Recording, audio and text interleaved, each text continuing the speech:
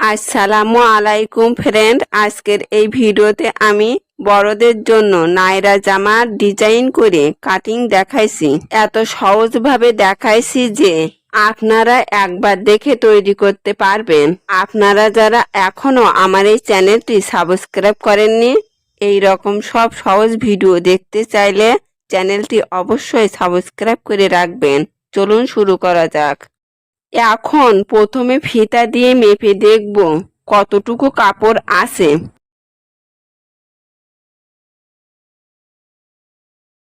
36 ইঞ্চিতে 1 গজ,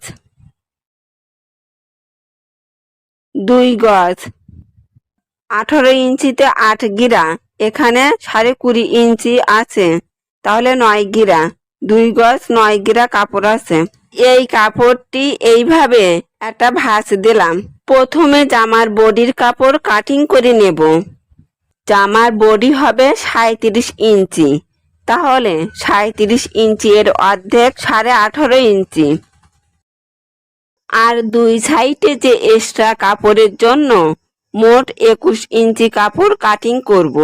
নায়রা তৈরি করার জন্য এখানে কাপড় কম আছে। এখানে 43 ইঞ্চি ঝুল আর 37 ইঞ্চি বডির জন্য কাপড় লাগবে 2 গজ 12 গিরা। এই দাগ টেনে পয়েন্ট করে নিলাম। এই দাগের উপর দিয়ে কাটিং করে নেব। প্রথমে জামার বডির কাপড় কাটিং করব।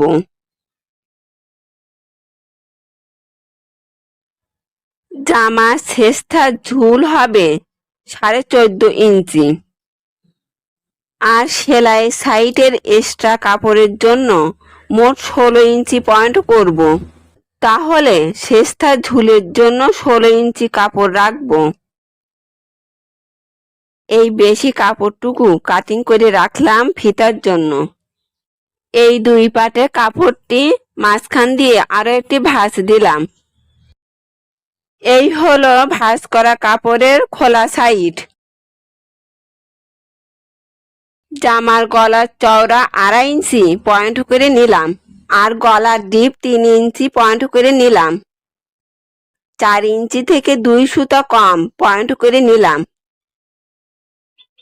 মোহরা শেপের ডিপ 6 ইঞ্চি পয়েন্ট করে নিলাম। মোহরা শেপের রাউন্ডের চওড়া 1 ইঞ্চি পয়েন্ট করে নিলাম। যদি মোটা হয় তাহলে মোহরা শেপের ডিপ 7 ইঞ্চি নিতে হবে। এখানে রাউন্ডের চওড়া 1 ইঞ্চি পয়েন্ট করে নিলাম। এখন পয়েন্ট করা এইগুলো কাটিং করব।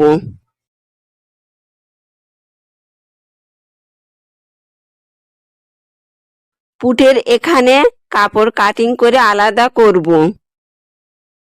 এখন বডির কাপড় 2 পার্ট আলাদা করব। এটা পিছনের পা, তাই আর গলার ডিপ কাটিং করা লাগবে না। কোমরের এখানে 1/2 ইঞ্চি পয়েন্ট করে নিলাম। হাত দিয়ে এইভাবে রাউন্ড করে নেব। এখন গোল করে কাটিং করব। এটা জামার পিছনের পার্ট আর এই পার্টটি সামনের পার্টের জন্য কাটিং করব। প্রথমে গলার ডিপ কাটিং করব। গলার ডিপ 5.5 ইঞ্চি পয়েন্ট করে নিলাম। বক্স আকারে কেটে নিলাম। এরপর ফিতা ধরে এইভাবে একটা দাগ টেনে নিলাম। দাগের মাঝখানে 2 সুতা পরিমাণ পয়েন্ট করে নিলাম। 2 সুতা পরিমাণ রাউন্ড করে কাটিং করে নেব। ভাঁজ করা সাইডে কোমরের এখানে 1.5 ইঞ্চির মতো পয়েন্ট করে নেব। এখানে এইভাবে কোনাকুনি ভাবে দাগ টেনে কাটিং করে নেব। এই হলো সামনের পার্ট ডিজাইন করে কাটিং করা। এই টুকরো কাপড়গুলো দিয়ে গলা পটি কাটিং করা যাবে। এখন জামার হাতা কাটিং করব। হাতা কাটিং করার জন্য কাপড় ভাঁজ করা নিয়ম। হাতার লম্বা হবে 15 ইঞ্চি আর 2 ইঞ্চি এক্সট্রা কাপড় নিয়ে মোট 17 ইঞ্চি পয়েন্ট করব। এখন দাগের উপর দিয়ে কাটিং করব। মোহরা শেপের চওড়া 3 ইঞ্চি পয়েন্ট করব। তবে মোটা হলে 3.5 ইঞ্চি পয়েন্ট করে নিতে হবে। এই 3 ইঞ্চি চওড়া থেকে কোনাকুনি এইভাবে দাগ টেনে নিতে হবে। 3 ইঞ্চি চওড়া থেকে 2.5 ইঞ্চি লম্ব পর্যন্ত পয়েন্ট করে নিতে হবে। এইভাবে হাত দিয়ে শেপ তৈরি করে নিতে হবে। 2টি হাতা, হাতের মুহুরি 5.5 ইঞ্চি পয়েন্ট করে নিলাম, আর সেলাই সাইডে এক্সট্রা কাপড়ের জন্য 1.5 ইঞ্চি পয়েন্ট করে নিলাম। হাতার সাইডের বেশি কাপড়টুকু কাটিং করে বাদ দিয়ে দেব। এই হলো 2টি হাতা।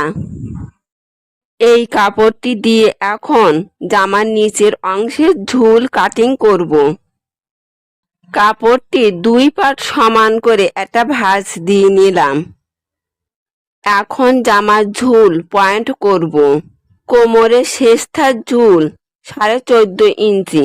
এই 14.5 ইঞ্চি ফিতার থেকে বাদ দিয়ে জামার নিচের অংশের ঝুল পয়েন্ট করতে হবে।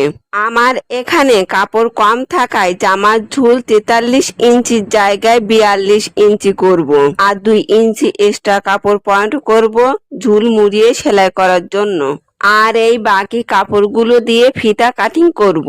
ফিতার পরিমাপের মতো কাপড় ভাঁজ করে নিয়ে কাটিং করে নিচ্ছি। এই ভাঁজ করা কাপড়ের মাঝখান থেকে আবার কাটিং করে নিচ্ছি। এই কাপড়টি দিয়ে জামার 2 সাইডে 2টি ফিতা হবে।